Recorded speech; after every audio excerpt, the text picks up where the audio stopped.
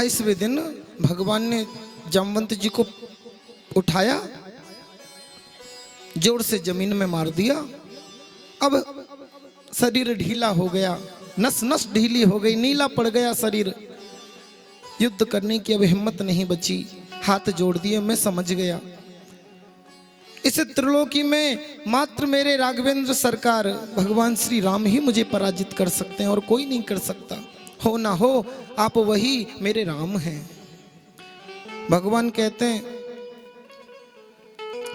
इतनी पिटाई खाने के बाद पहचान रहे हो, पहले पूछ लेते तो हम आसानी से बता देते। पहले ही पूछ लेते थे कौन हो तो हम कह देते कि भैया हम मर्यादा पुरुषोत्तम भगवान श्री राम इस बार कृष्ण बनकर आए हैं, पहले ही बता देते। पर तुम्हें भी पूरी पिटाई खाने की पड़ी थी। ये रामा अवतार में जामवंत जी ने युद्ध मांगा था तो भगवान ने उनकी युद्ध की इच्छा पूरी कर दी। प्रभु कैसे आना हुआ, मुझे कृतार्थ कर दिए आप। बोले कृतार्थ करने नहीं आए, अपना कलंक धोने आए हैं। जिस मणि को तुमने अपनी बिटिया को दे रखा है, इस मणि की ही पूरी फसाद है। इसके कारण हम चोर कहला रहे हैं द्वारिका में। ये मणि हमें दो ताकि जिनकी ये मणि है उनको देवें और अपना कलंक धोवें। जामवंत जी कहते हैं प्रभु मैंने अपनी बिटिया को ये धन दे दिया है, और पिता जब बिटिया को धन दे देता है तो वो धन वापस नहीं लेता है। अब मैं नहीं ले सकता, फिर क्या करें भाई? प्रभु अब तो एक ही उपाय है, मेरी बेटी से आप विवाह कर लीजिए, सो बेटी के साथ साथ मणि भी आपके पास आ जाएगी। भगवान को ये विचार अच्छा लगा और जंगल में मंगल हो गया। बोली द्वारिकाधीश भगवान की जय। सत्राजित को जाकर ये मणि देते हैं। अब उसको बड़ी लज्जा आई, भगवान को झूठा दोष लगाया मैंने, अब ये द्वारिका मुझे छोड़ेगी नहीं। जो लोग पहले ऐसा कह रहे थे ना, हाँ भैया जरूर, सुना है बचपन में माखन चुराते थे, बड़े होके मणि भी चुरा लियो, कुछ कह नहीं सकते। तो जो लोग ऐसा कह रहे थे बाद में वही कहने लगे, बता इस सत्राजित को शर्म भी नहीं आई, भगवान पर झूठा नाम लगाया। तो ये दुनिया हमारा डामाडोल है, जिसका पल्ला भारी होता है उधर ही हाँ मिलाती है। इसलिए दुनिया की हाँ में ज्यादा विश्वास मत किया करो। जब तुम हारोगे तब दुनिया उसके साथ खड़ी होगी जो जीत रहा है, और जब तुम जीतोगे तो दुनिया तुम्हारे साथ आके खड़ी हो जाएगी। सत्राजित कहता है प्रभु क्षमा करो। भगवान ने कहा मैंने क्षमा कर दिया, ऐसे नहीं मानूंगा। तो कैसे मानोगे? आपने मुझे क्षमा कर दिया ये मैं तभी मानूंगा जब मेरी बिटिया सत्राजित की पुत्री सत्यभामा से आप विवाह करोगे। देखो भाई ये मणि तो मैं लूंगा नहीं, तुम रखो। प्रभु मैं ये मणि आपको देना चाहता हूं, मैं नहीं लूंगा ये मणि। प्रभु फिर मैं कैसे मानूं कि आपने मुझे क्षमा कर दिया? इस मणि के सिवा तुम जो भी मुझे दोगे मैं स्वीकार कर लूंगा। ये बड़ा चालाक था सत्राजित, इसने अपनी बेटी को ही दे दिया। प्रभु वचन दिया है, मना मत करना। भगवान वचन में बंध गए और इस बार सज्जनों भगवान का ये तीसरा विवाह हुआ सत्यभामा जी के साथ। एक दिन भगवान दिल्ली घूमने आए। कहाँ आए घूमने? दिल्ली। तो यमुना जी के किनारे किनारे अर्जुन के साथ भगवान घूम रहे थे। भगवान सूर्य नारायण की पुत्री कालिंदी जल में कंठ भर खड़े होकर तपस्या कर रही। ठाकुर जी कहते हैं अर्जुन जाकर पूछो ये देवी कौन है, आखिर इतनी कठिन तपस्या कर क्यों रही हैं? देवी आप कौन हैं और इतना कष्ट पा रही हैं इतने ठंडे जल में? मैं सूर्य नारायण की पुत्री हूँ, द्वारकाधीश को पति रूप में प्राप्त करना चाहती हूँ। तो देवी समझो तुम्हारी तपस्या पूरी हो गई। द्वारकाधीश वो रहे। अर्जुन ने महाराज यमुना जी के किनारे ही दोनों का पानी ग्रहण करवा दिया। भगवान का यह चौथा विवाह हुआ।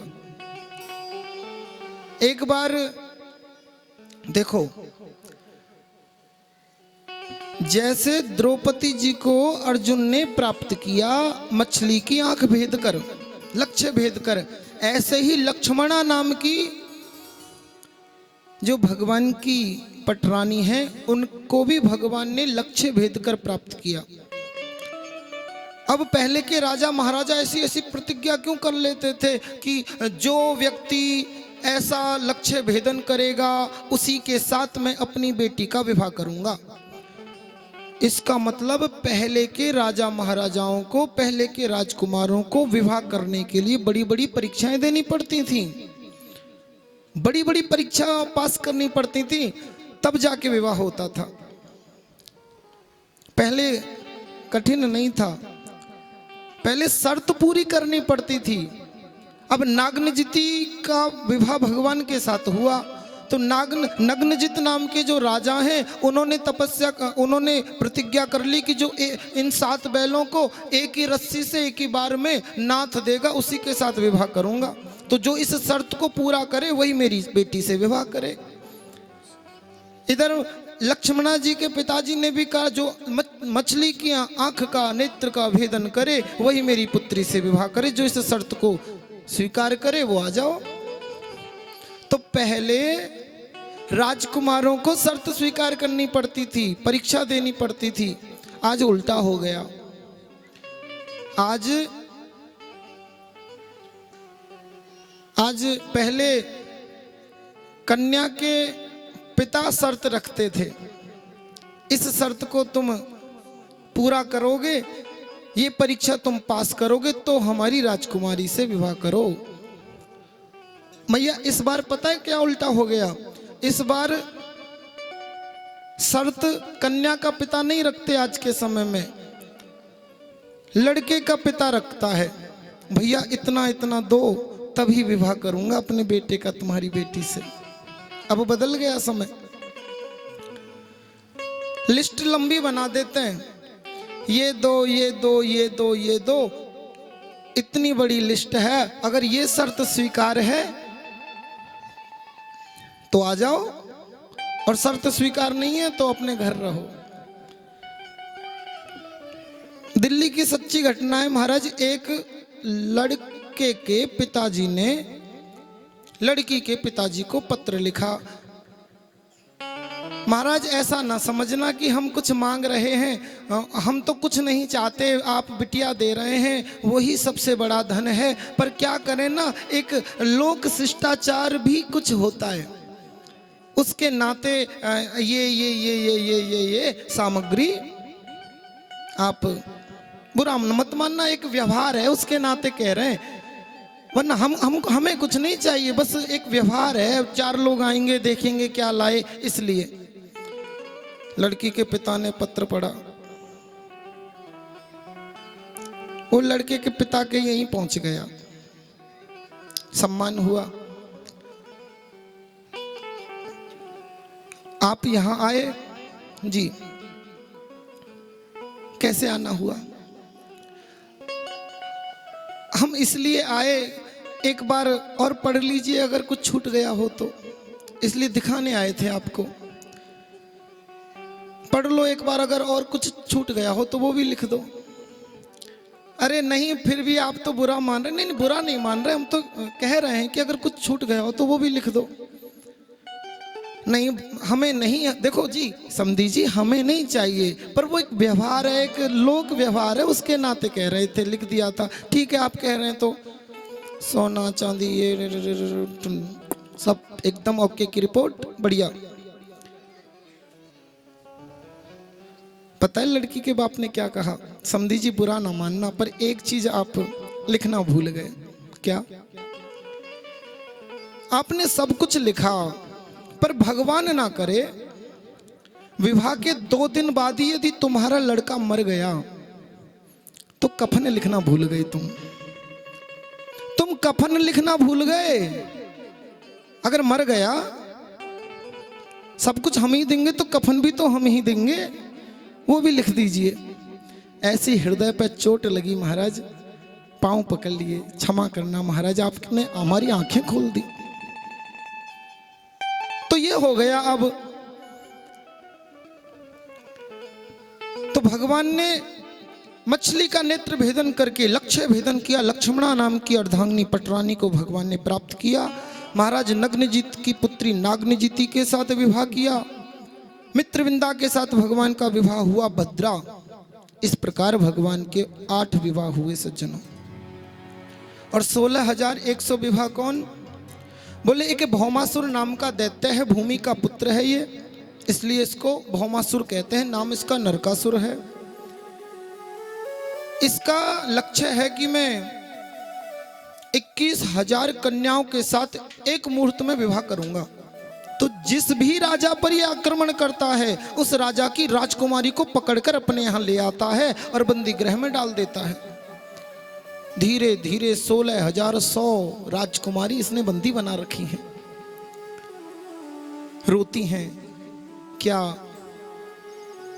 हमारे जीवन का अंत इसी प्रकार लिखा था? अब नरकासुर को भगवान मार भी नहीं सकते क्योंकि वो भूमि का पुत्र है और भूमि ने वचन ले रखा है, प्रभु जब तक मैं ना कहूं मेरे पुत्र को आप मारना मत। तो वो भूमि ही भगवान की पत्नी सत्यभामा बनकर आई हैं। तो सत्यभामा जी को भगवान ने गरुड़ जी पर बिठाया और स्वर्गलोक लेकर गए।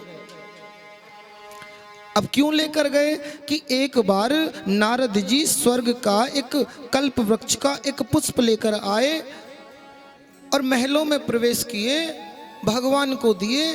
बगल में बैठी थी भगवान की मुख्य पटरानी भगवती रुक्मणी मैया, उनको वो पुष्प दे दिया। तो नारद जी सीधे सत्यभामा जी के पास पहुंच गए। देवी जी बुरा मत मानना, पर ना भगवान तुमसे कम रुक्मणी जी से प्रेम ज्यादा करते हैं। नहीं नहीं ऐसा कुछ नहीं है, भगवान सबसे बराबर प्रेम करते हैं। नहीं नहीं देवी, आंखों देखी घटना बता रहा हूं। क्या? मैं वो पुष्प स्वर्ग से कल्प वृक्ष का आपके लिए लाया था कि आपको दूंगा, पर मैं तो जानता हूं कि भगवान तो सबसे ज्यादा प्रेम आप ही से करते हैं। तो अगर द्वारकाधीश के भी हाथ में दे दूंगा तभी वो देंगे तो आपको ही। पर उन्होंने आपको नहीं दिया, रुक्मणी जी को दे दिया। बैठ गई मन में बात। नारद जी निकल लिए। अब जब भगवान आते हैं, कभी इधर मुंह करती है कभी इधर मुंह करती है। देवी बात क्या है? रहने दो, ऊपर ऊपर से दिखाते हो कितना प्रेम करते हैं और वैसे कपट करते हो, किसी से ज्यादा प्रेम किसी से कम प्रेम। नहीं देवी, हम तो सबसे बराबर प्रेम करते हैं। तो वो पुष्प हमें क्यों नहीं दिया आपने? ओहो, समझ गए। अरे देवी, तुम पुष्प की बात करती हो, कहो तो पूरा कल्प वृक्ष लगा दो तुम्हारे आंगन में, लगा दो प्रभु। तो कल्प वृक्ष लेने के लिए सत्यभामा जी को गरुड़ पर बिठाकर भगवान स्वर्ग गए। कल्प वृक्ष को उखाड़ लिया और लेकर जाने लगे। तो इंद्र की पत्नी सची कहती है, देखो एक वो पति हैं जो अपनी पत्नी के लिए मृत्यु लोक माने पृथ्वी से स्वर्ग तक आकर कल्प वृक्ष लेकर जा रहे हैं, और एक ये पति हैं जो घर में अपनी वस्तु की रक्षा भी नहीं कर सकते। भड़का दिया। हमारा इंद्र को क्रोध आया है, भगवान पर वज्र उठाया। भगवान ने ऐसे नेत्र भर के देखा इंद्र को, उसकी हाथ उसका स्तब्ध हो गया, हिला ही नहीं। भगवान की भगवत्ता को जानकर क्षमा याचना करता है, तब जाके भगवान ने क्षमा किया, उसका हाथ ठीक हुआ। अब जब वापस आ रहे थे तो भौमासुर की जो प्रागज्योतिषपुर नाम की नगरी है, जो महल है, महल का जो परकोटा है, उसके ऊपर से जानबूझकर भगवान ने अपनी यात्रा निकाली। तब ऊपर से जब निकल रहे थे तो 16,100 कन्या एक साथ रो रही थी। उनका रुदन सत्यभामा जी के कानों में गया। हे कृष्ण, सुना है आप इस भूमि का भार हरण करने को आए हो। क्या हमारे जीवन का भार आप स्वीकार नहीं करोगे? सत्यभामा जी पूछते हैं, प्रभु ये कौन है? अरे देवी छोड़ो ना, तुम्हें क्या करना, चलो अपने महल चलते हैं। प्रभु बताओ तो ये कौन है? देवी, भौमासुर नाम के दैत्य ने इनको कैदी बना रखा है और चाहता है 21,000 हो जाएं तो सबसे एक साथ विवाह करूं। ये बड़ी दुखी हैं, पर हमें क्या, रहने दो, दुखी हैं तो चलो देवी महल चलते हैं। सत्यभामा जी कहती हैं, प्रभु जो आपके नामों का स्मरण करता है उसके दुख नष्ट हो जाते हैं। श्री कृष्ण चरणाम भोजम स्मर दुखम गमिष्यति। जो श्री कृष्ण के चरण कमलों का ध्यान करता उसका दुख दूर हो जाता है। ये तो सतत आपका चिंतन कर रही हैं, क्या इनके जीवन का दुख दूर नहीं करोगे आप? और इस दुष्ट राजा को अभी तक आपने छोड़ क्यों रखा है? प्रभु मारो इसे। क्या कहा देवी? अरे प्रभु मारो। देवी दोबारा कहना तो, प्रभु मारो इसे, तत्क्षण मारो, अभी मारो। तो सत्यभामा जी ने 3 बार कह दिया, मारो मारो मारो। ये सत्यभामा जी भूमि है सज्जनों, धरती माँ ही सत्यभामा जी बनकर आई हैं। तो धरती मैया ने कहा था मैं जब तक ना कहूं तब तक इसको मारना नहीं। तो अत्याचार इतने बढ़ गए थे, फिर भी प्रभु इसको मार नहीं पा रहे थे। लेकिन आज जब स्वयं धरती माँ ने कह ही दिया मारो मारो मारो, तो भगवान ने इसका उद्धार किया है। महाराज, मुर नाम का दैत्य इसने बाहर बिठा रखा है, कोई भी आए तो तुम बाहर युद्ध करो, मुझे तक समस्या आनी नहीं चाहिए। भगवान ने इस मुर नाम के दैत्य को भी